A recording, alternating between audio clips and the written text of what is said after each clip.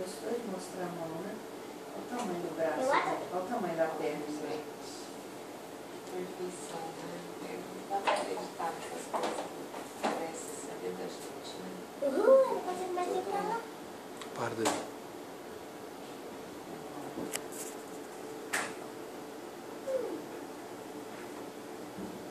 Não dá assim.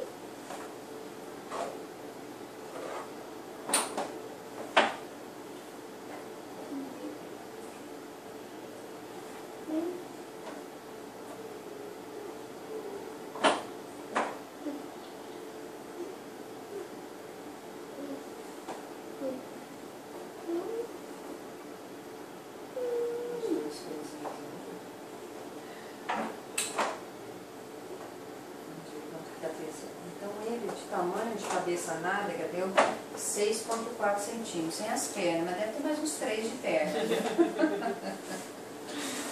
Então aqui a gente tem, daria 66 gramas de bebê, resistência é 1,7.